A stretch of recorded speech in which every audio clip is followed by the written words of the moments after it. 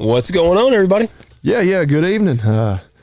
Back again, and a little better weather, a little nicer out there these last few days than we've been dealing with. It is, man. It is. That's what I was out in it pretty much all day today, and man, just soaking up the sunshine. I even ate lunch outside today just to enjoy the sun. Wow, just regular old hippie. I was naked. Yep, sat outside naked and ate. Roll you a joint when you got done. Yeah, sunned my sphincter. A lot of people like to sun their sphincter. Are you serious? I guess I'm just out of the loop. Oh, have you not heard of that? I mean, no, not specifically. There is legitimately a group of like your sphincter needs its vitamin D. Yeah, they've like, because I've seen these people on Instagram. I assume you mean like your rectal sphincter. Yes. I mean, there's other sphincters, but they like, it shows them they lay on their back and have their legs like kind of up their head and they spread the cheeks like Mike Honcho. I don't even want to know how you went down that rabbit hole. Somewhere on Instagram. I don't know. Oh my Lord. It's kind of, I think it came off of the keep your kids off social media. That's the take home message here, folks. The ice bath stuff, and I think it just led down this weird strength conditioning thing, but it was that's a kind of an odd group of people too. Yep.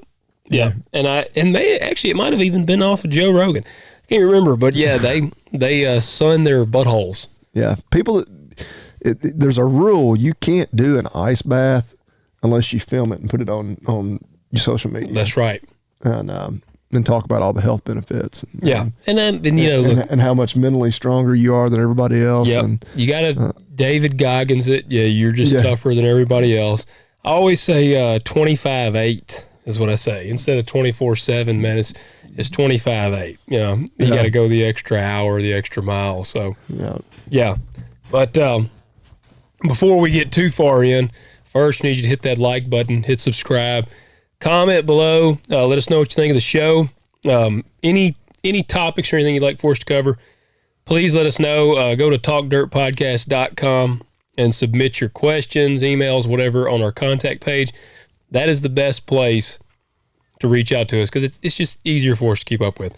So it's do just those a fun things. website to visit. It is. You probably ought to make it like your home website when you open your browser. I think that's a good idea. And then the other thing you need to do. Well, or if you're not going to use talkdirtpodcast.com as your home webpage, there's another site. It should be agzaga.com. That's right. Because you don't ever know what deals they're going to have. Yep. It's right there on the main page. You open it up. But yeah, in all seriousness, they're continuing to run the big promos for all the bayonet wrap. I don't know if it's this week or just for the few days or whatever, but just immediately speaking, that they got the blue and gold, the FFA themed net wrap is $10 a roll off. Yeah. Of course, then you can add in the 10% off with the Talk Dirt code. Actually, Logan and I were texting with our buddy Jared over there today, and where was I going with that? We were looking at it, and I told him, I was like, "Gosh, I'm gonna go ahead and order some." But I did. I went ahead and ordered a roll because, and I obviously we work with them. I'm gonna do business with them, but I just like, all right, for comparison's sake, I open up a website for a big national competitor of theirs. Yeah. I'm not going to name them by name, but they got lots of stores all around, a bunch in our area. I have previously bought net wrap from this company before I'd even heard of Agzaga. I was like, just for craps and giggles. See how they compare. Yeah, just on price. And number one, the big national, whatever store doesn't have the FFA blue and gold. They also don't have the red, white, and blue, the patriotic. They just have plain. Yeah. Which nothing wrong with that. But $100 a roll more. Wow. $100. Dang. Logan can back me up here. And it's exact same, width, length, dimensions, everything. See there? Yep. From their competitor, $319.99. I bought using our code today. It worked out to, it was like $232. Yeah. And the best part about it is it gets shipped to my door for that price. When you buy that, I mean, that's the when you pick it up in the store from the national. Yeah, so it would be like, more. This is crazy. I figured, I was like, look, they're going to be competitive with anybody else, especially because you get the 10% off using the Talk Dirt code. They blow the doors off of them. Lord. $100. And plus, you can get it in the red, white, and blue or the FFA blue and gold. But yeah, just for temporary speaking, $10 extra off on the FFA themed wrap. But dang, they have the water. Well, I was telling my dad, I was like, y'all need to go ahead and order something. Like they're running specials right now. Yeah. They roll more hay than I do. I was like, you're going to need more now. You know you're going to need it. Just like you guys out there, those of you that are rolling your hay, you know you're going to need some. Yep. Go ahead and order it, get it shipped to your door. I mean, but that really, because I figured they were competitive. I mean, and then, you get the 10% off and it's probably a little cheaper and it's just more convenient. Yeah, I would think $20-$30. It blew my mind. And that's 100. I mean, I don't know what the percentage difference that is, 330 versus 230, but that's a chunk. That is. So yeah, I was blown away by that. They also got the deal is the more you buy in bulk, you can get the free toolbox. Yep. You can get the free shipping, things like that, depending on how much you buy. But yeah, check them out. And obviously they have a lot of other good stuff too. But yeah, use the code TalkDirt, all caps, all one word, agzaga.com. So Bobby Lee's getting to use all the alcohol tonight. Yeah, I'm having to pick up the slack. Yeah, I'm drinking water. I went back on the rocks. Yeah, it is on the rocks. I went to the doctor because I've been coughing for literally a month. Okay. I finally. Damn, we're getting old. I know. We can't go more than 2 or 3 episodes to having to talk about our health problems. I know. I know. Well, I can't even laugh. So I was like, man, because it was getting worse. I was just getting congested as crap. So Marcy, she was finally like, just go to the dang doctor. So I went, and they told me that I basically had bronchitis. Like it's in there, and they were like, it's not horrible, but you got bronchitis. But dude, I got what do they call it? Pleurisy. Have you ever had that? No, I'm not even sure. I would have to look it up, see exactly what that definition. Man, well, it hurts. Not something I diagnose dogs and cats with on a regular basis. So. It hurts like hell. Apparently, my right lung, just from like a month of coughing, has inflamed the lining. Essentially, this is from what I've read. Because she was like, you kind of got bronchitis and you got some like bronchial or some pleurisy with it, and because they X-rayed my chest. But that was my next question. Like, how do they diagnose that? Yeah, they X-rayed me, and but man, it is inflamed. I thought I pulled a muscle. I was like, I must have coughed and like pulled a muscle, but it did not pull a muscle. But it hurts like hell. Like when I cough, it's like getting just stabbed in my lung over there, moving around. Like if I lean, like it just it hurts. So they got me on. I'm on prednisone, albuterol inhaler. Yeah. She told me to keep taking this Mucinex, and then I'm eating some ibuprofen for just the pain of my lung over there. So that's what I told Marcy tonight. I was like, I wonder if I can drink with this. And she was like, as much crap as you're taking, I think you should probably stay off the alcohol. I was kind of going through my head. I was like, I don't know that any of those where alcohol is like specifically contraindicated. Prednisone, from what I read, they were like, it can increase the possibility of side effects. So I was like, yeah, I mean, one glass probably wouldn't bother me, but we use a fair bit of prednisone. We always have to warn people it's going to make them drink a lot and pee a lot. So yeah, if you pee in the floor tonight, that's what it's from. Marcy will be able to. And then if she gets you in there drinking out of the toilet, that's why. Okay, well, she did tell me to drink a lot of water. Yeah, it's going to make you thirsty and hungry usually. Pant a lot, dog. Well, I've been panting. Yeah. I have been panting a lot. Panting and peed on the floor. Yeah. But hadn't drank out of the toilet yet? Only once. One time. Yeah, but I did put it in a cup. I at least didn't put my head down in there. You dipped it out. Yeah. Okay. You got to be civilized. Yeah, I know. That's what I thought. If you're drinking it, just lapping it out there, you're going to get it on the seat. Yeah. She's going to be mad. I don't want to make a mess. Yeah. But yeah, man, I'll tell you the pleurisy thing is by far the worst. Like I would rather have congestion because I've got the congestion and it's kind of breaking up. And so like I'll be rattly and I'll want to cough. Man, when I cough, I have to brace myself to cough because it hurts so bad. So it's a real pain in the butt. Hoping that crap is gone pretty quick. So that's the fun that I'm dealing with. That's why I'm not drinking tonight. Yeah. I got a little Elijah Craig.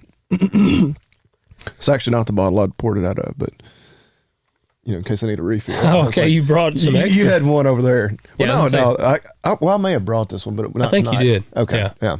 I like some Elijah Craig though. Good stuff. It looks good. I hope it's good. It is tasty. So that's what you're having tonight. Yeah. Well, we got a few different topics tonight. And before we get into all those, we got a few more questions that have come in or emails. I was going to read those real quick. Let me see here. All right. All right, we read this one. That was our equipment we used. Okay, I have not opened this one. Yeah, 3 days ago. All right, this is from Cody. Hi, I am a bit of a novice when it comes to cows. I just bought 13 acres and have 4 yearlings, which I plan to breed in the spring.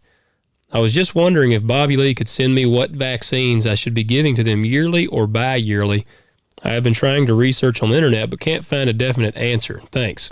Also, Logan, we all know you are a closeted Biden supporter. Just embrace it, brother. No need to hide your true feelings. That's true, man. I guess I just need to come clean about it and tell him. Okay, so he's got some yearling. I'm going to go ahead and assume their gender because he's going to breed them. Yeah. I shouldn't, I mean, they say men can get pregnant. Men can get pregnant now. So I guess bulls and steers could too, technically. Yep. But no, so that he's obviously talking about he's got some yearling heifers. So at that age, you're getting ready to breed them. I would use, the 2 vaccines we give a lot of our calves. We'll give them a respiratory vaccine. We use a lot of Bova Shield on that line. And actually, I've used the nasal gem, which is actually intranasal as well here most recently. But anyway, you want to use a respiratory vaccine that also includes your leptospirosis because that is an infection that's particularly important, in breeding animals, breeding females specifically. Yeah. At that age, you're not as much worried about your Clostridial like your blackleg. Hopefully they probably had it when they were calves, but more of a risk in young animals. So that's usually like our breeding females, all we're hitting them with every year. And we will vaccinate them yearly. That's a little simpler, easier. Some people will use other vaccines, like if you're having a lot of trouble with pink eye, things like that. But that's, I'd rather, there's some, I guess, questions about how efficacious the pink eye vaccine is. There's a lot of other ways to prevent pink eye. Yeah. It's not terribly hard to treat, if you catch it, that kind of thing. So I don't know why I got off on a tangent on pink eye specifically, but we have a run just of think pink about eye usually. other vaccines that you might, see and wonder, should I use that kind of thing. But yeah. Well, there you go. Well, and I do feel like pink eye, because I've got actually one of my main mom cows out there. She is, man, she's had pink eye, and I thought she was blind. I thought she had completely lost her eye, but I think it's just kind of scarred a little bit. I think she can still see. They can have it, and then it'll heal. As long as it doesn't perforate. Yeah. And, those have a little scar. And they probably got a little cloudy spot right there. Yeah. But yeah. And as long as they can still see the feed bunk and the grass and the water trough, and they're little cloudy spot ain't no thing. I've got a cow, and probably got more than one, but one for sure that's blind in one eye. Yeah. I thought she was, because it was, man, I remember when she had it, it got pretty crazy looking. It was like protruding almost. Pink eye, some summers, like in our stocker steers, we have a fit with it, which, good fly control is one of the keys to controlling it. Keeping your grass from getting too big and tall where it's scratching and creating a lesion there where then the infection can take over. We have used the vaccine in those calves from time to time, but it's questionable how much it even works. Yeah. Yeah. We did some, me and Brock we were doing some cowboying today. Oh. I've got a calf that's to my oldest bottle calf. She's out there. She needs to go, but my wife loves her. She was my wife's first bottle calf. She's actually not a bad mother, but she just don't make any milk. And that makes her a bad mother. Yeah, it does. It does. But my wife won't let her go. So I was out there. She's had a calf, and I've been watching, and she made a little milk. Calf is all right, but it's just a runt and kind of pot-bellied. So it's like, well, I need to get that calf. And so me and Brock went out there. We were in the side-by-side, and the calf is old enough. I guess several months old now. So it's old enough to where it's fast enough. You can't hardly just jump out and catch it. So Brock, he had a rope, and he was hanging like halfway out the side-by-side, and we're driving like hell trying to get upside it. Man, he almost got this thing. He threw the rope a couple times. He was trying to hook her foot, or rope her foot, and he like just missed her foot one time. But it was really hard it's hard in the side-by-side because it was muddy as crap. We're driving, and then she would just suddenly cut one direction. So I'm trying to whip it around. I'm also trying to not chunk Brock out of the side-by-side because he's already hanging out like swinging this rope.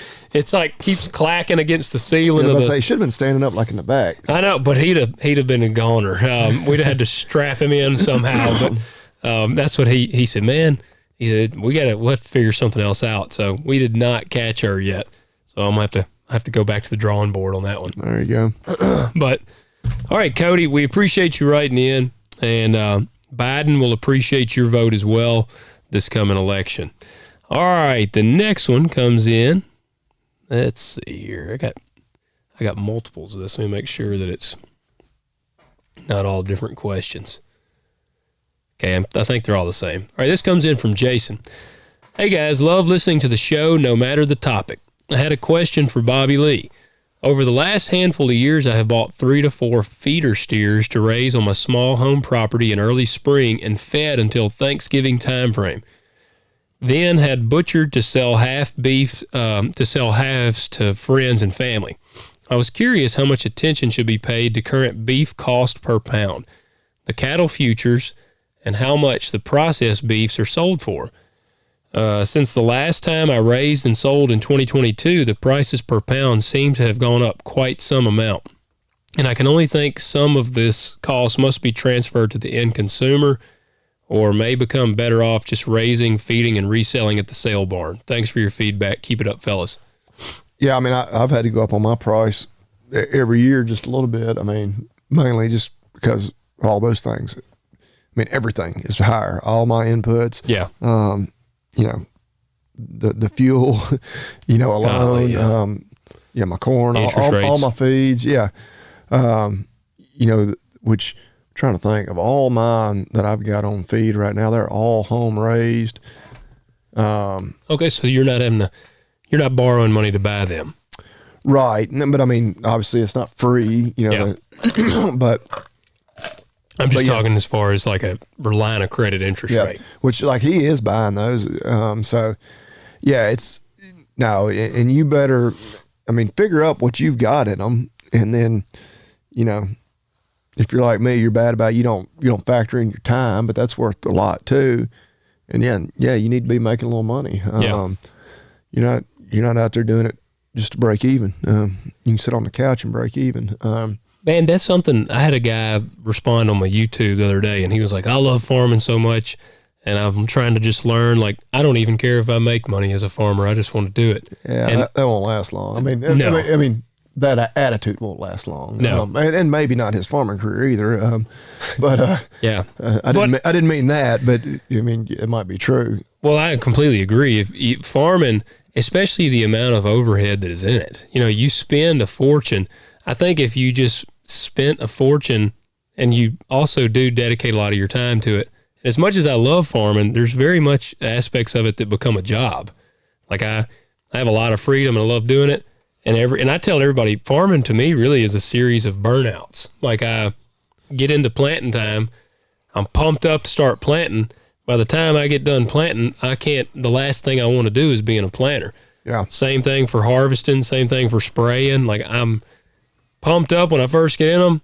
By the end of that season, I am ready to not be in them basically ever again. So I definitely think that. So man, I'm with you, man. You got to make some money. I'm not saying you got to throw them over the coals, especially if it's friends and family, but make it worth your while. And people should, if they're doing business with you, I mean, they know that they know a gallon of milk costs more than it did a year ago.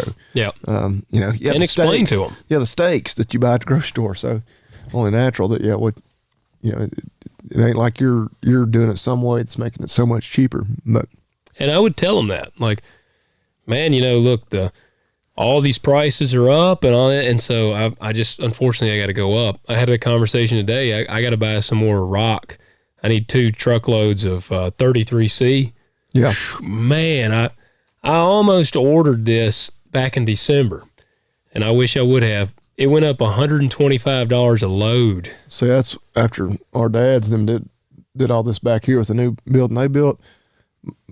Whoever was hauling for them then had told them it was going up, and so I knew I needed some. Yeah. And so I called right before the end of the year and said, That's it, yep. Said I need 5 loads. I don't remember if I got 4 or 5 loads, and I was like, yep, go ahead and get it. And I've still got some that I hadn't even spread yet, but I was like, I'd rather go ahead and stockpile it. Well, that's what I've got some low spots in our store over there, and so I want some rock to have. So I was getting them to bring me 2 truckloads, but yeah, I was not quick enough on the draw. He said right at the first of the year it went up that much a load. So yeah. All right, Jason, appreciate you writing in, man. That's a good question, and let us know how it goes. And like I said, man, don't sell yourself short on that for sure. We do appreciate you writing in. All right, next question comes in from Daniel. Hello, Logan and Bobby Lee. Okay, this is a response to the Skinwalker encounters. Oh, this is the dude. I guess he's got the story. His wife has the connection there, yeah. Yeah, all right. He said, response to the Skinwalker encounters my family members on my wife's side in New Mexico. All right, this is long, but I'm ready. I'm ready for this. So, and my lungs are kind of shitty, so if I'm like gasping, I'm catching my breath. But my wife's aunt regularly couldn't sleep a lot of nights. Man, I wish I had but I need like some eerie music playing in the background. I might can go in if I feel spry enough when I edit this. I might slip it in there. All right, so my wife's aunt regularly couldn't sleep a lot of nights and would clean her house and would shake out rugs off her porch. One early morning, about 4:30 a.m., she shook a rug, and when getting another rug, she heard horse clopping sounds but didn't think much of it.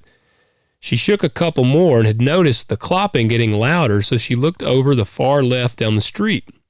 And from a dimly lighted side of the road emerged a man with a white chalky body and a face and coyote-looking legs. And he had horse-type hooves just staring her down, slowly stepping towards her. Out of fear, she turned and ran into her front door, and she looked out just as shutting the door, and the Skinwalker was gone. Well, I would have shit myself that one. So, and then that same night, but earlier, my wife had opened a window in her mom's house to let some cooler air drift into her room. She had heard horse clopping sounds out in the street in front of their house while laying in bed around 1 a.m. My wife's mom and aunt live on opposite ends of a housing development that stretches out about a quarter mile. It says in Coyote Canyon, New Mexico. When my wife's uncle was a young boy, they had a herd of sheep outside of Grants, New Mexico. Her uncle and an older sibling went to check on the sheep that were in a hilly pasture area that was surrounded by some patchy tree areas with some large rocky spots on the edge of the sloped hilly pasture. As her uncle and sibling were walking, they got closer to where the sheep were. They could hear distressed sheep noises coming through a thick tree line. And as they got to an opening, they saw 5 coyotes attacking the sheep, and they had killed a few of them. The older sibling took off to alert their dad of the coyotes as her uncle stayed over near the tree line, partially behind a large rock. As the coyotes killed a couple more sheep, one of the coyotes paused and saw my wife's uncle near the rock and slowly moved through to the edge of the sheep and stood up on its hind legs and started speaking Navajo to him. And after a minute, the coyote turned and walked over to a large rock pile, sat down on one and crossed its legs and watched the other coyotes terrorizing the rest of the sheep. After that, her uncle ran back to where his father was, and when they returned, the coyotes were gone. And he was probably like, thank God I wore my brown pants today. One more story worth mentioning is my wife's other aunt was driving from New Mexico.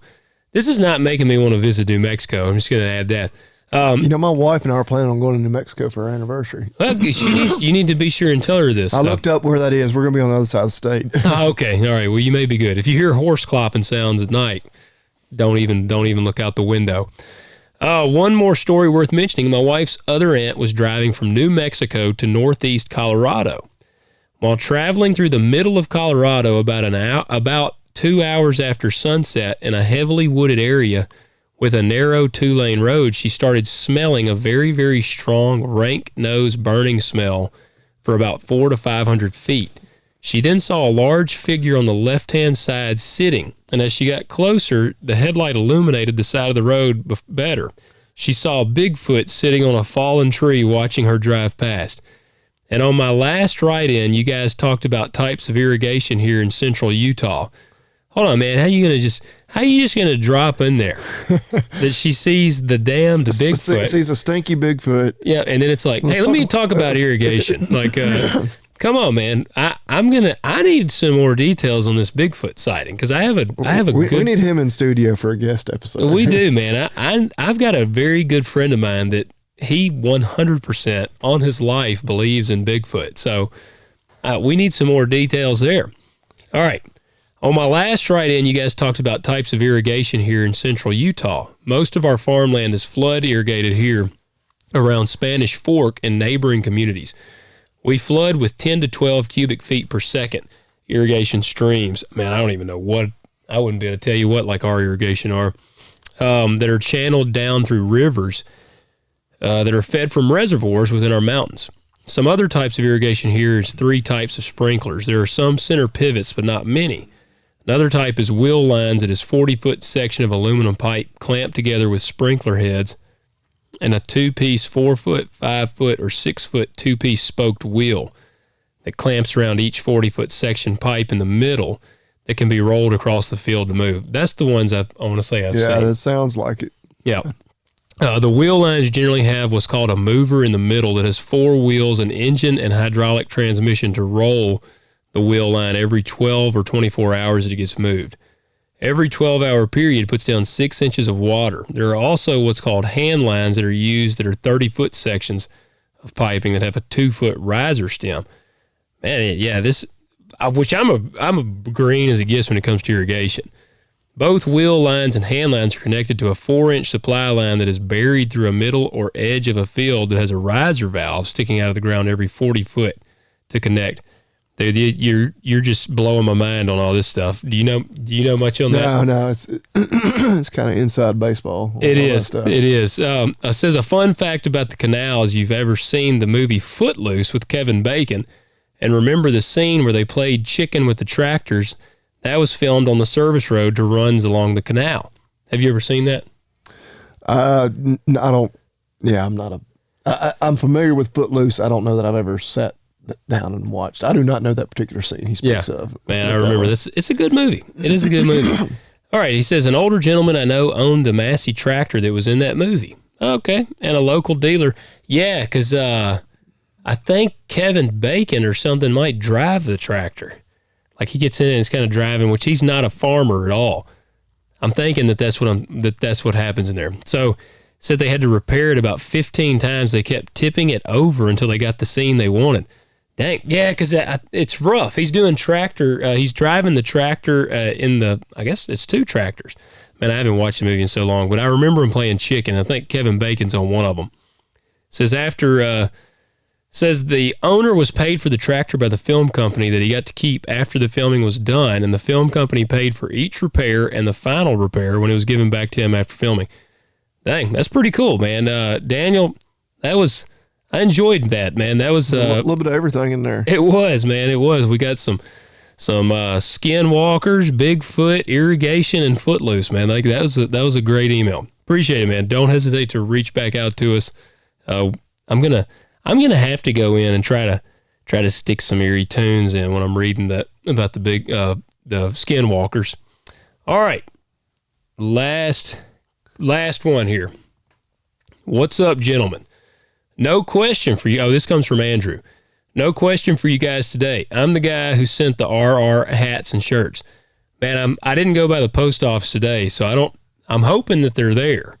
We'll be able to be repping our hats, but I haven't seen them yet. But I'll be checking. My wife and I own a small piece of property in I think he's in West Texas, I'm guessing, where we breed. Well, man, it left out your word. I don't know. It just says property in West. Well, it says, I saw Texas, but he's talking about Texas Longhorns. Yeah, So. It didn't tell us where you're at. But I see here, so y'all breed registered Texas Longhorns, those are just cool to me. We jumped feet first into the livestock world with no prior education or either of our families having any background in it. We are truly the first of each of our families. We have loved every minute of raising these animals and showing them. We hope more young people get into it and start pursuing the ag livestock life. Enjoy the swag. I'll have some Peterbilt stuff soon for you, Logan. Man, we appreciate you writing in, Andrew, and always appreciate the support. I mean, this guys, if y'all just want to write in and tell us you enjoy the show, I mean, that means a lot. Like, do not hesitate to do that. And we love hearing about your operations. Man, I still would like to have some Longhorns over there. You can have stories. I want to have some over there. But yeah, man, we appreciate you writing in. And any questions you guys have, don't hesitate to send them in to us, and we'll read them out. And while you're doing all that, we need ratings. We are at like 183 or 184 on Apple. That's sad because we got to 100 just like. We did, like crazy fast. And now, like, I feel like 200 just seems like it's like staying right out of reach. Insurmountable, yeah. Goal. Guys, get us to 200. Come on. It's not that many more. There's a dozen of you listening right now that have not done it yet. Just hit pause real quick. Just click 5 stars, say a few nice words, boom, you're done. I think it's about time, too, we gear up another giveaway. Yeah, we need to be brainstorming what to give away. Yeah, and we'll do that. Guys, if y'all want to do, if getting to come in studio and record with us, if that's an enticing thing, let us know. And also, we give some swag. If y'all listen to our episode that we did on the other giveaway, knives, swag, all kinds of stuff. You never know what you'll get from us. So, you had a topic. Well, and like I mentioned to you earlier, may have even been more relevant, and I don't want to say more relevant, but a week ago, and I was hearing about it, and I was hearing some rumblings. Just wasn't really, I wasn't, I guess, knowledgeable enough on it, but we did reference that the NCBA convention. Cattle Con? Yep. Going on. It's going on right now as we sit here and speak. I tried to get Bobby Lee to go so we could crash the party. Well, and every year, there's something. And this year, the rumblings were that they were going to be discussing, they were calling it voluntary, but I'll tell you why that didn't make any sense, but electronic identification, EID, in all ages of cattle before they can leave your farm. And I think the proposal was for it to be fully implemented by 2026, which would mean before you could take calves to the sale barn, they would all have to have the government issued, basically, I mean, it's not a tracking device like where GPS is tracking them, but it's a number that corresponds just to your farm. And so anywhere they go, go through a sale barn, they get scanned. Probably a better way to think about it is like a microchip in your dog. Yeah. So it's just an ear tag. Yeah. And it's not even. Oh, it's in an ear tag? Yeah. Well, it's not even like a tag you're thinking of. They're little small round tags. I've got some. Yeah. And I'm pretty sure the way they work is like all of mine have the exact same number, and the number doesn't identify each individual animal, but it identifies your farm. So you just know where it came from. Right. So they go to the sale barn, they get scanned. Oh, Bobby Lee has 15 calves here.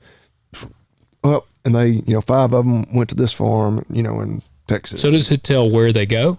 Well, every time they get scanned, it like records that data of where they are now. Does it backlog could they have changed hands? Let's say, I don't know, let's just say they changed hands 4 times. Would it have all the previous people? Oh yeah. So and the reason they're saying they want to do it is for disease traceability. So say a cow gets slaughtered today at a packing plant in Iowa and she's positive for mad cow. Yeah. They can say, oh, holy crap. What are we going to do? Yeah. Well, she's got her EID tag. She was fed at this feedlot just down the road. And before that, she was in, Kansas grazing.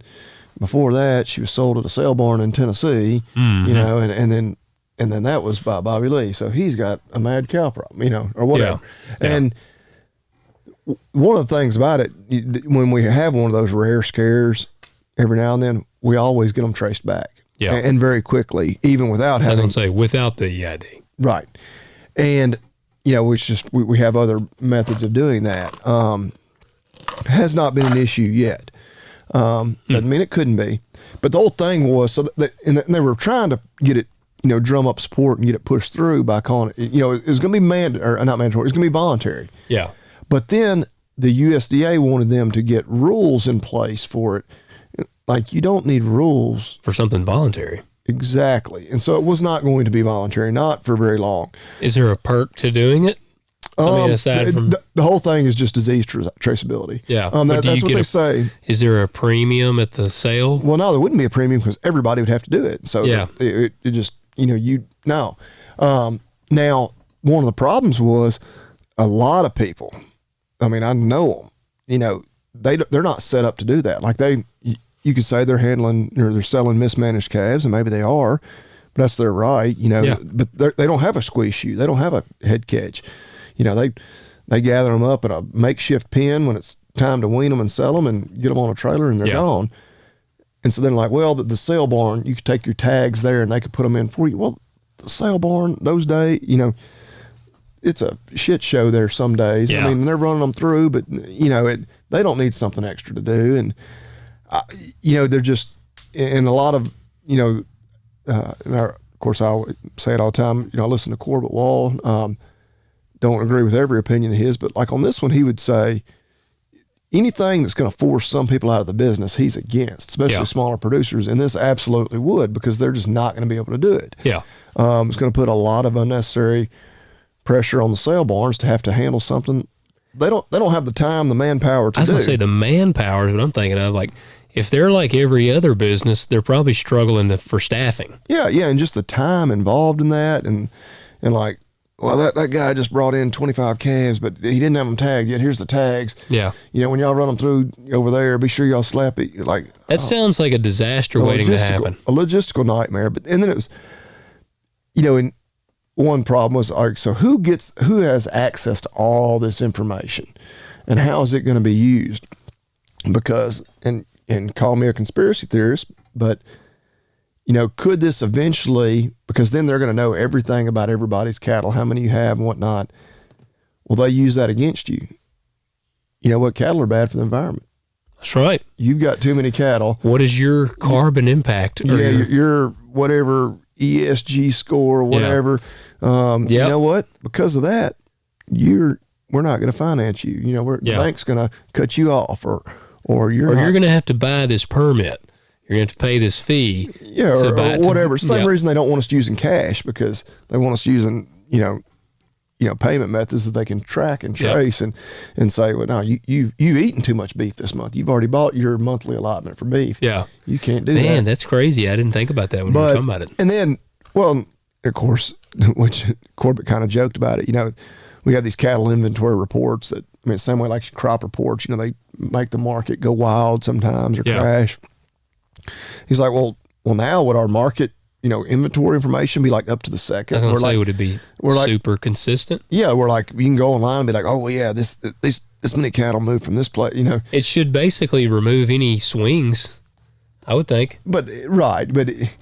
And so there was a lot of concern. And so where I wish I had talked about it last week was I would have encouraged all you to write in or call in to your state representatives, for your state cattlemen association that are going to be there to vote against it. I did write into ours, which I'm not even a member of Tennessee Cattlemen's Association, but I probably soon will be again, because I told them, I was like, look, if y'all can get behind this, I've been disgruntled. I've got pissed off at y'all over not supporting the Prime Act. I got pissed off really about the Cattle Price Discovery and Transparency Act that Tennessee just flat out refused to support. But when I emailed them, I got a response that said they had some of those same concerns and they expected the Tennessee delegates to vote against it. Okay. But I believe the vote was today, and so I don't know how it turned out. But on his report this morning, which was recorded yesterday, Corbett said pretty much he was already taking a victory lap. That. Okay, so it gets shot down. Well, the language was going to be dramatically changed. Yeah. Because I imagine they got down there, they were, took kind of surveyed the room and realized they didn't have the support for it.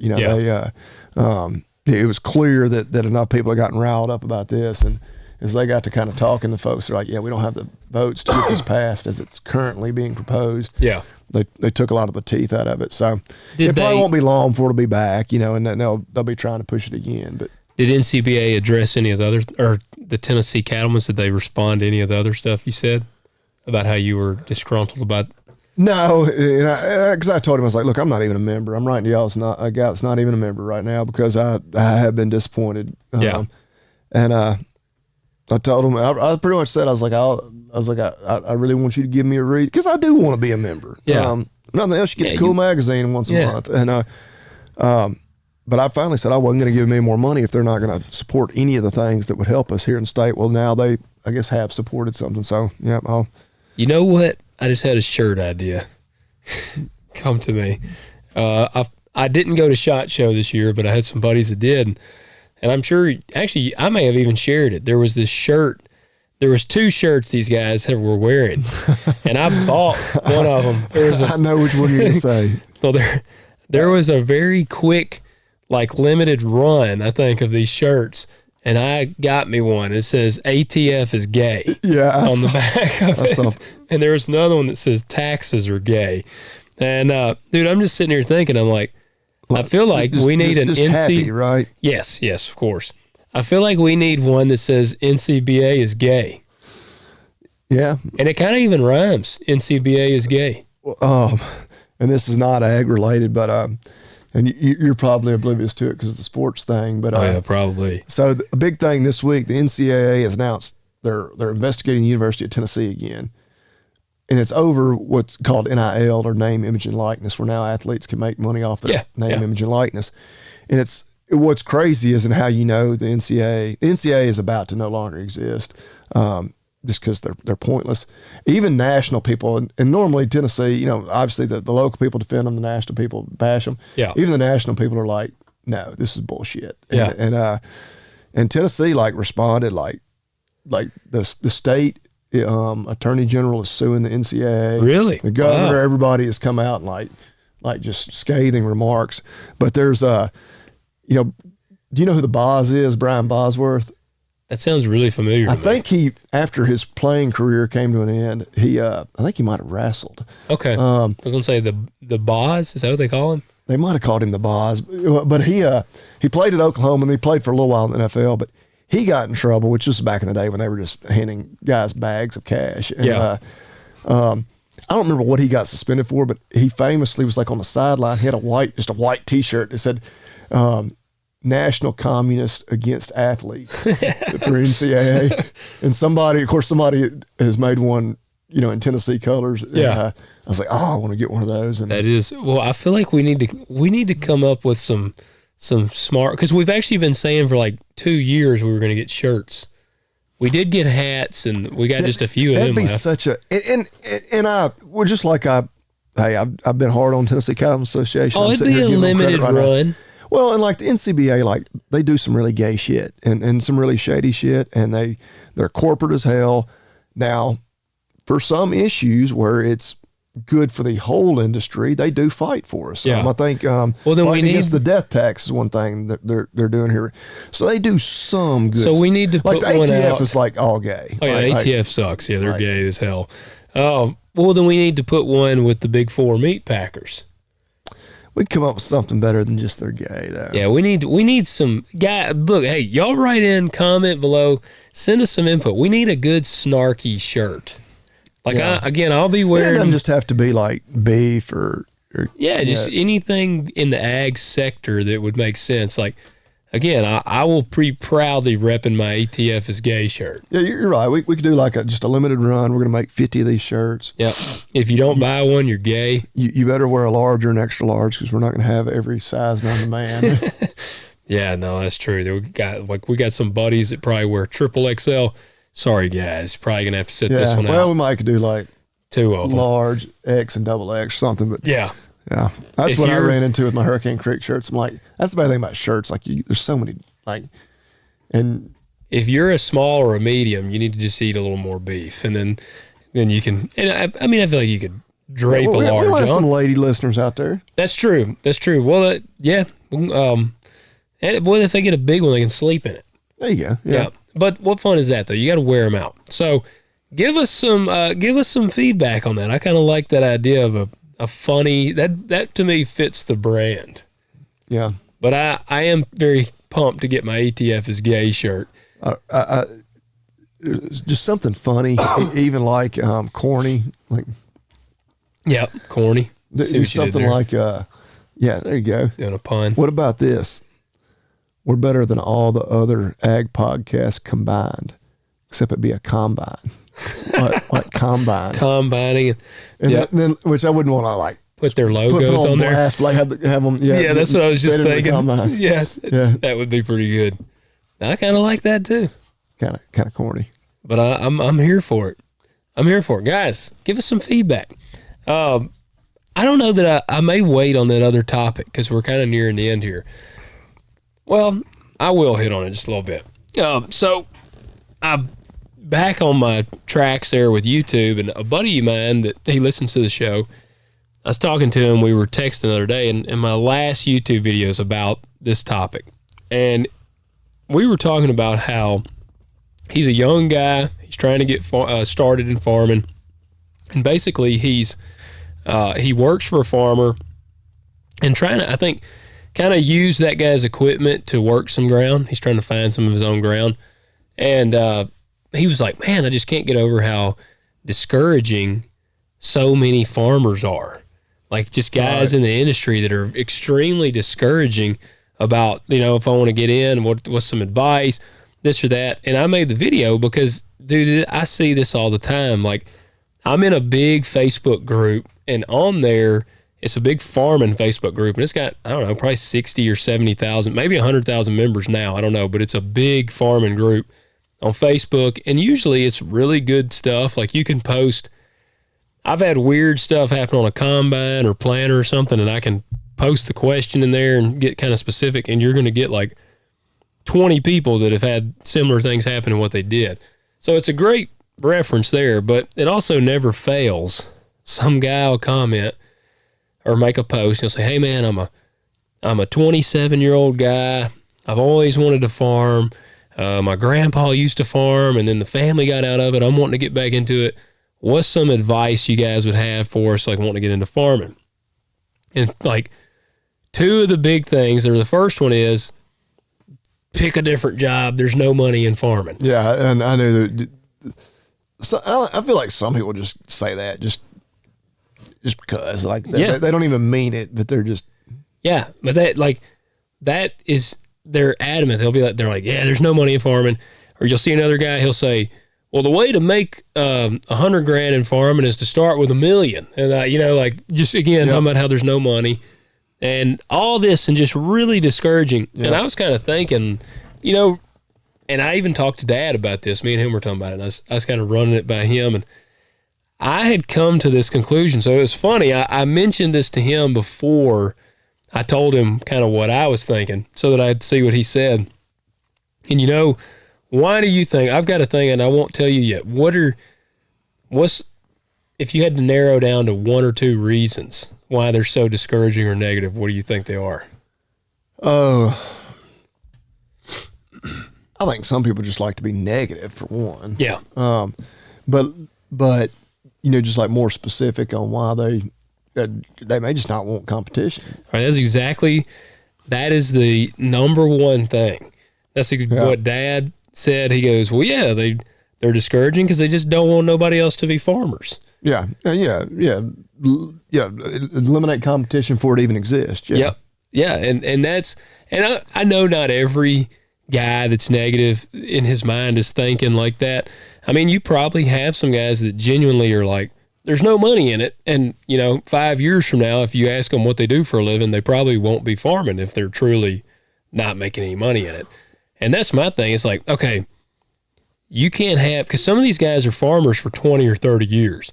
And I'm like, there is no way possible for you to be losing money every year for 20 to 30 years, not making a dime, and you're somehow still in business. Yeah. Well, and a lot of people, you know, are arrogant. They're like, well, I've made it work because I can do this and that. But the average man, you know, I don't know that he can do that, you know, Yeah. and like, well, right. He probably can't do it the way you did it, but you know what, there's probably a lot of things that he can do maybe better than you, believe it or not, you know.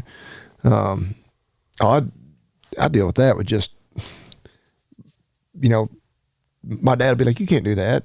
Like, I'm like, well, I'm going to do it. And I do it. And it's just like, but like to him, like, yeah, because part of the reason he didn't want to do it, you know, kind of thing. And, and I don't know. And so, but yeah, I think some people like it may be more strategic. Like they're legitimately wanting to say, no, you shouldn't do this because I don't want you creating competition for me, you know, coming in here. And the fewer farmers there are, the easier it is for me to pick up ground. You know, tighter supply of the crop, you know, the more mine's worth. Yep. That is, when it boils down to it, that's my number one thing that I believe is why they're so negative. The other one that I said was, I also do think some guys, I mean, they're making money, but you spend, I would say, you know, you make 10% maybe. Like you're spending 90% of your money on bills and you're hoping to take home about 10%. Yep. So I think thin margins. Yep. Yeah. So like, I think that a lot of guys, I almost think they get jaded. You know, you spend so much money. Okay, you might make $100,000 a year, and you're like, for a normal guy, it's like, man, that's good money. I mean, that's good money. But if you spend $900,000 in your mind, you're like, well, yeah, I made 100, but my God, I spent $900,000. Like, and so I think that makes it a dangerous game. You know? It does. Because when your margins are that thin, yeah, it's easy. Like one or two little things go wrong, and all of a sudden you lost $100,000 this year. Yes. That is what I think.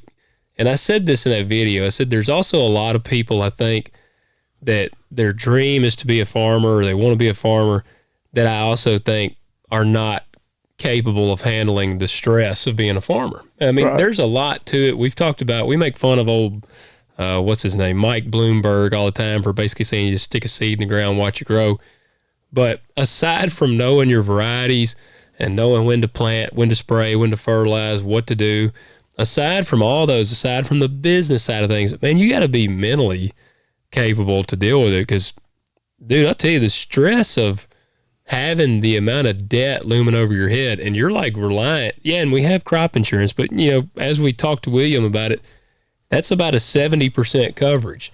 You know, you don't want to go reliant. If you rely on crop insurance, you're in trouble. And so it's, man, that stuff keeps you up at night. I mean, before I got into farming, and maybe it's natural age, but before I got into farming, my beard was entirely black, or dark brown. And now I've got quite a bit of gray. The more I'm farming, the grayer my beard keeps getting. Yeah. Now, I did have kids also, so that could contribute. But, man, the stress load is crazy. And, I mean, I feel like it'd be the same even on the cattle side. Oh, yeah. Absolutely. I mean, that, you know, because it does. Like, it's a lot of work, you know, especially, which, like I said, this week, the weather's been nice. But, like, last week, it was raining every day, it genuinely like depresses me. Like I can feel it, like when especially, you know, when I walk out the pasture and I'm just getting off the tractor, I'm pulling into the other farm, like it drags me down. Like when it's just, I mean, the mud is literally like just washing, like you could see like the hillside, like sloughing where you're feeding cows. And it's just like, and it just feels like, and it's already that muddy, and then there's more rain on the way, and you're just like, this is it. This is never going to end. Yeah. Like, the mud is never going anywhere. Yeah. Now here it is, you know, 5 days later, and it's like, hey, you know what? It's decent and dry now. Look, it's sun's shining, birds are chirping, and you're like, wow, it's such a nice. This is so much fun. Yeah. I love cows. Yeah. Well, man, that's where, you know, I've shared last year was not good for me financially. It makes me feel better that apparently it was a very bad year overall for farmers financially. But I tell you, it's like, it was not a good feeling when I was nearing the end of harvest for me. Like, it was good. I was like, man, this is the earliest I've ever been done. But I already had been, I was conscious of what I owed. So I already had been running numbers in my head. Like, as my grain checks had been coming in, I'm running numbers in my head, and I'm like, what are we looking like? What are we looking like? And I'll tell you, the last few days of harvest were, because when you're kind of in the middle of harvest, you still got about half of it to go. You're like, well, I don't know what it's going to do, because I still have quite a bit of crop to sell. But then when you're getting towards the end of the line and you don't have but maybe 2 or 3 fields left, and you're like, wow, I'm significantly short. Like, you don't enjoy harvest at that point. Was it yields just not matching up to what you should have made, or? I had a few fields. I had one big field. It was about 160 acres that yielded probably 15 bushel per acre less than what I was expecting on soybeans. So that was a big hit. And then I had another field. I had some chemical damage. I got to tweak my green planting thing. Like, I think I had shared, like, I think my residual was too strong, and then it rained at the wrong time, and it damaged the beans. So I've got to tinker with that. I'm actually going to probably cut back on it. I'm going to do maybe half green and half other, just to keep kind of playing around with it, because I liked it. And where it did good, I mean, I cut beans on one field that cut nearly 70 bushel to the acre, and it was all planted green. So I'm not seeing a yield drag if it works out, but if you get a rain at just the wrong time, it'll literally just wreck the crop. So got to tinker with that. But I tell you, man, yeah, that makes harvest not very fun whenever you're harvesting and you're like, man, I need these beans to be cutting 40 bushel an acre more than what they're cutting, like some crazy number in order to pull out of it. So I don't want to be discouraging. One of the things I said encouraging wise on it is, I'm going to quote like the thing they say when we were in war in Afghanistan. I don't remember if Jack Carr told me this. I don't remember who told me this. But the old saying was, the Afghanis would say, the Americans have all the watches, but we got all the time.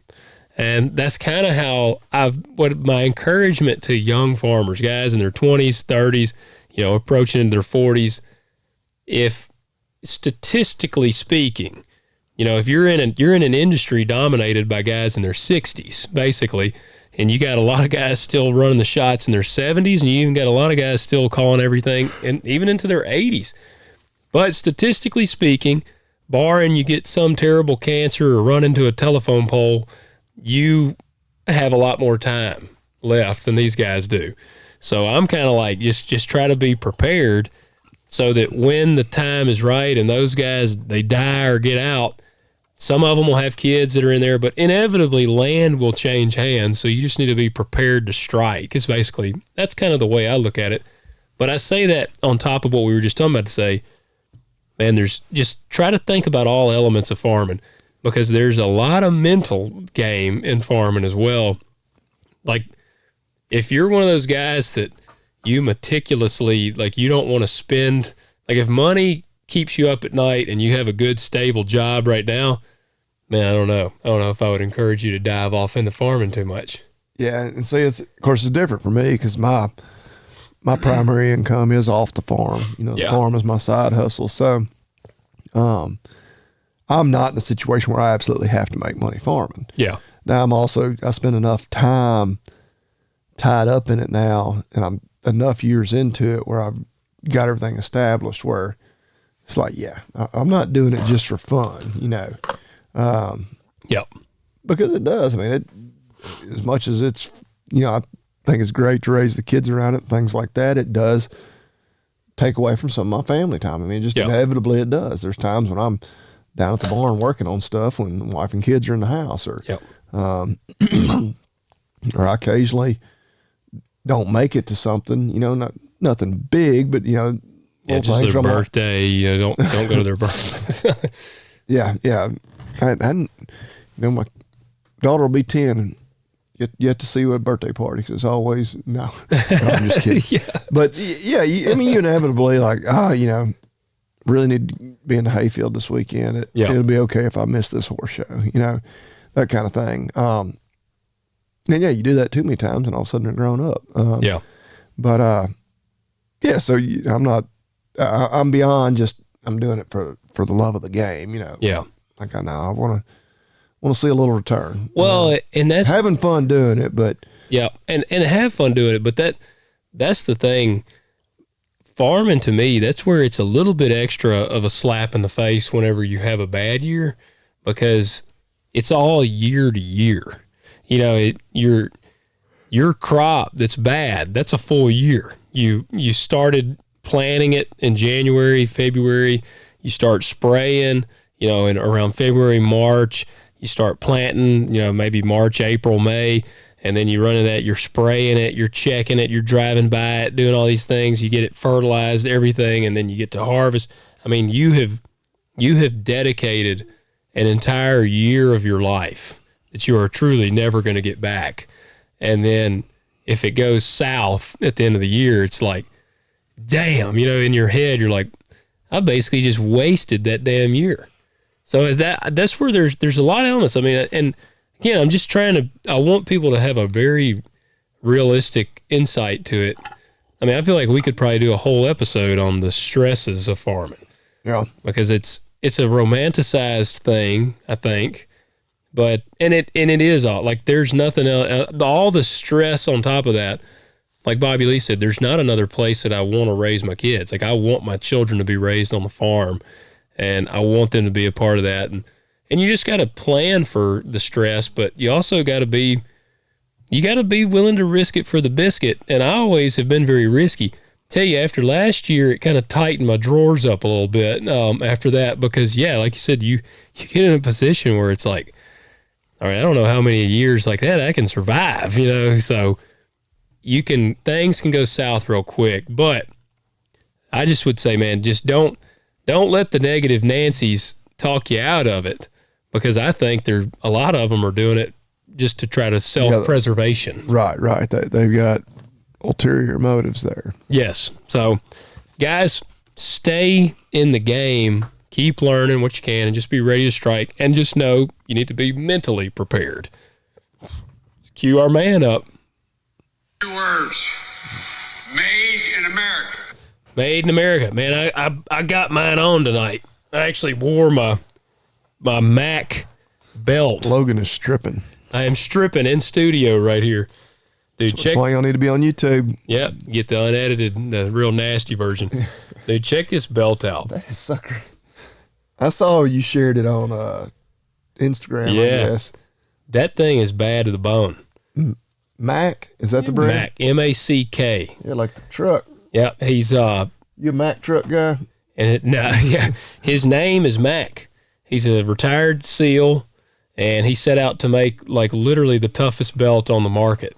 That buckle on there, you could pull it off, and you could... You know what got me to buy this? I saw the ad. He actually destroys a laptop with the belt. Oh, I don't doubt it. That's sucker. It's heavy. Dadgum, yeah. And it's got big... You're not getting through a metal detector with that thing. No, and he busts car windows out with it. Like, he wraps his hand around there, and he shatters windows out. And that's a good-looking belt. That one's called the Gunslinger. Got that nice leather. Man, it does, yep. Yeah, that one, I think that's the Gunslinger model. And it's kind of got an old school look to it. What's the, with the stitching and all? Yeah. What makes, I mean, obviously I look at it and I'm like, hell, a belt's a belt. You know, as far as the design, I don't know what.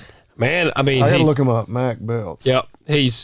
And I'll tell you what was really cool. I shared it in a story, and Mac himself actually wrote back to me, and he even sent me a voice message, and I was like, dude, this belt is awesome, and I kind of gave him a little bit of my background, and then he told me that he used to work on, I think he said a blueberry farm, or he worked on a farm for a little while, and he was like, if I could pick basically my dream job, I would be a farmer. But the belts are just, they're just. Yeah, no, they do have a lot of different ones. Oh, yeah, they got a bunch of, like a whole lot. And yeah, I do like the stitching makes that one, kind of gives it the old school kind of look. Yeah, I feel like I need to have two, 45 long Colts on each hip and my revolvers. The gunner belt. Yeah. Man, But they're awesome belts. I mean, I don't know if you guys can see on here.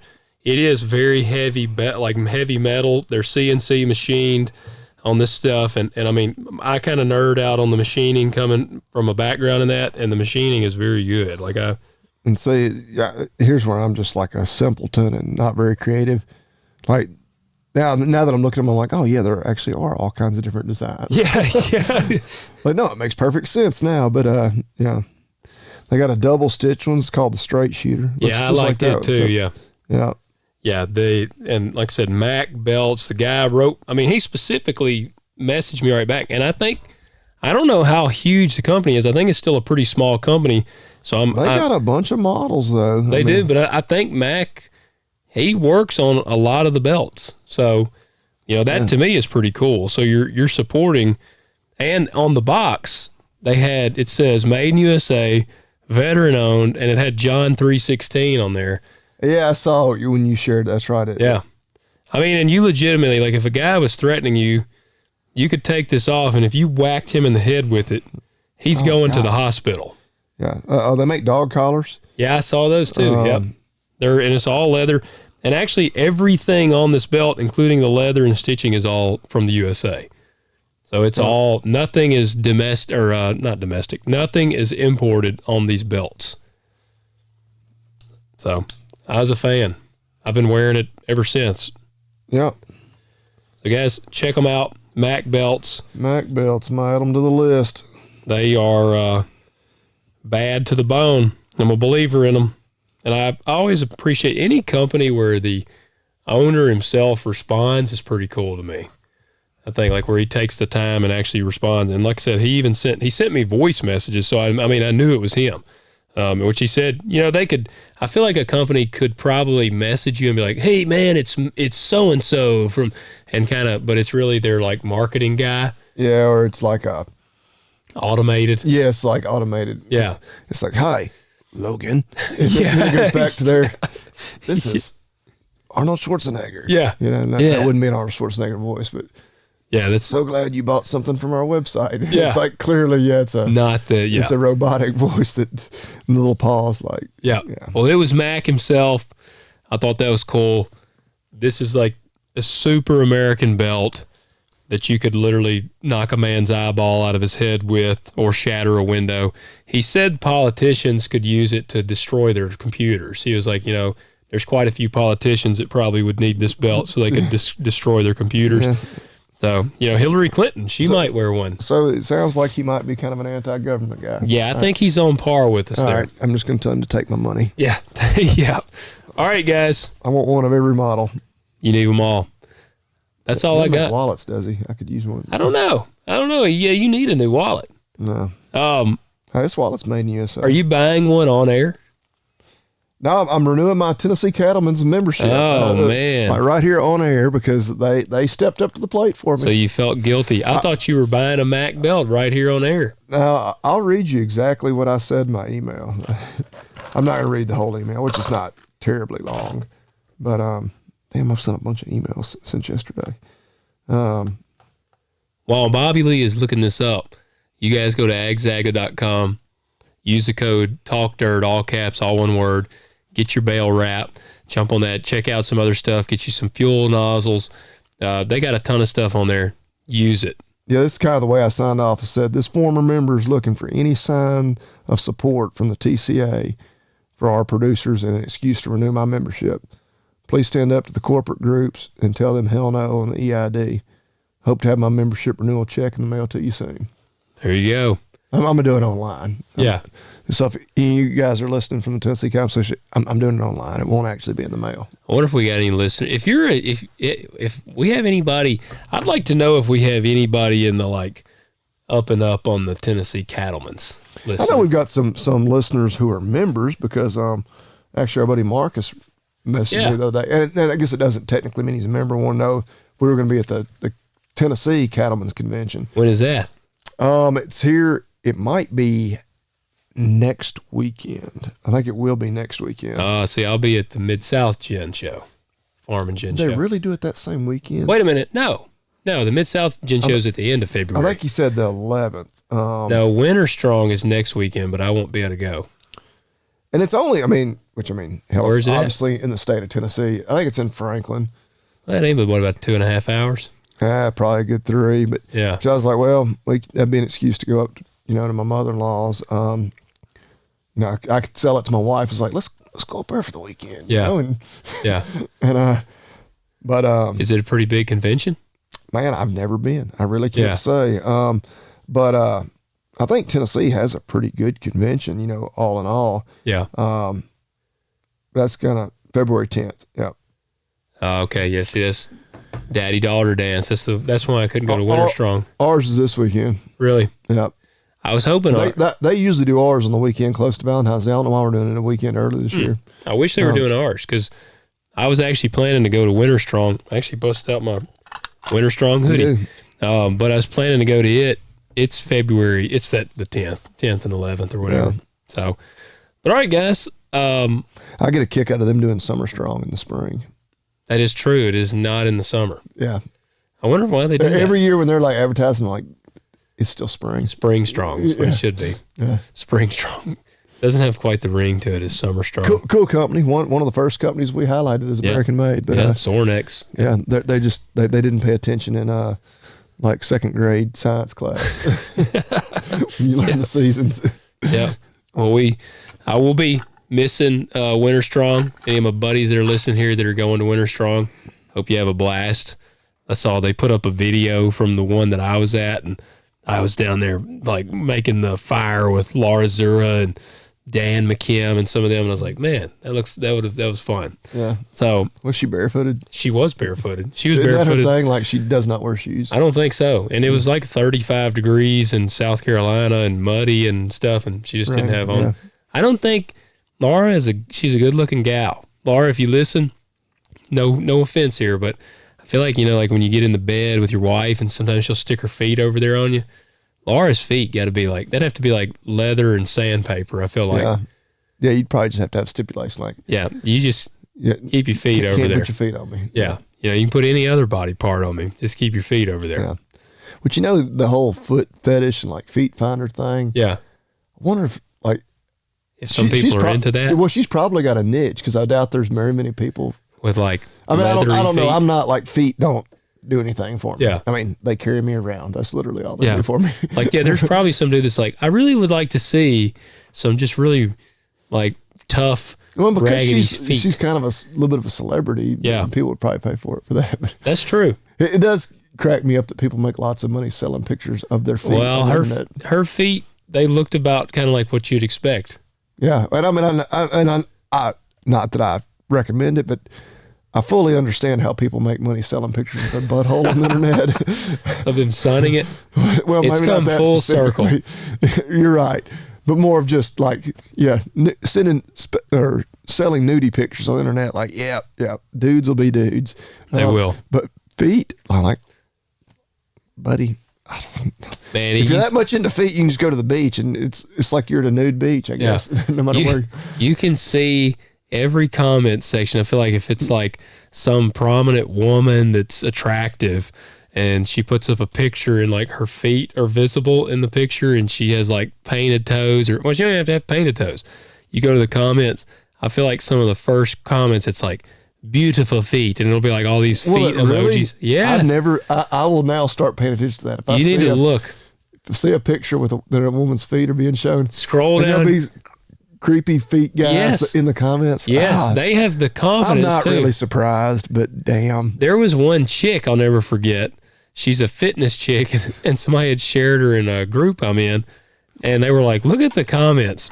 And it got so bad. Her name is like Mackenzie something, because it got so bad that she started wearing socks and like all of her stuff, because the comments would be just full of dudes like in love with her feet. Well, and I think I've always thought they were doing it more kind of as a joke, but do you follow Slick Stevie on Instagram or I don't think so. YouTube? No, but you've talked about him. But it's like they're like really young, like early 20s, but him and his wife, and she's a nice looking lady. But he jokes about Feet he's Finder. got some. He's like, "How much money did you make on Feet Finder?" And then he's like, "Yes, honey, I'll do what Yeah. But if you pay attention to their videos, it's kind of like an inside joke thing. It'll be something they're just funny, like little reels.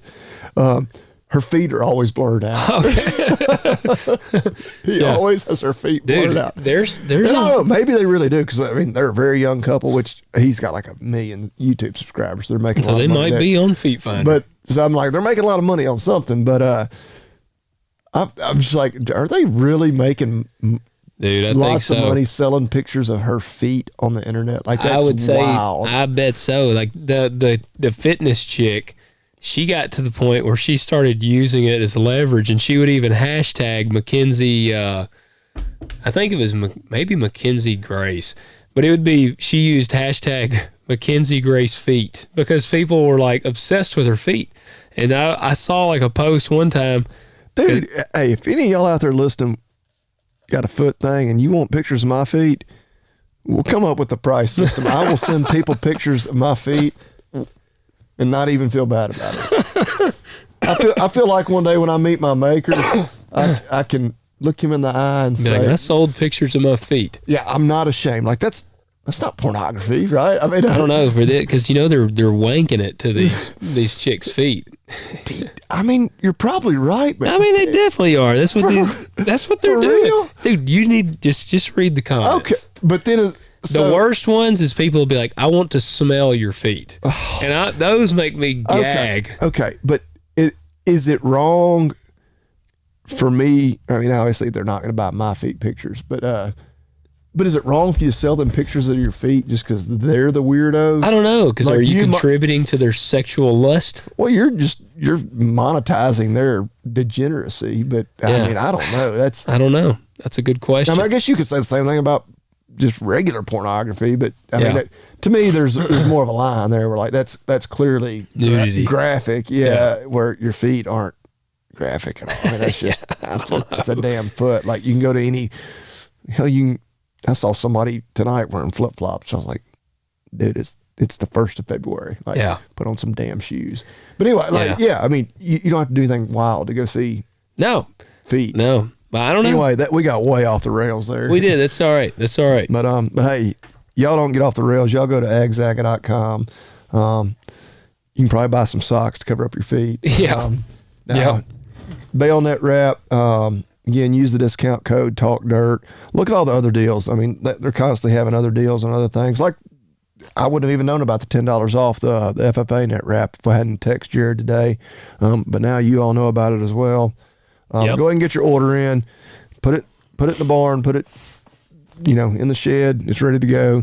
You won't be rolling hay, late on a Saturday afternoon, realizing you're out of wrap and calling your wife, oh crap, can you run to the farm store real quick before they close and grab a couple of rolls? Nope, you'll already have it ready. Check them out. Good folks, American-owned company, right there, right across the river from us in Missouri. Yep. All right, guys, leave us a comment, rating, review, and we'll catch you next week.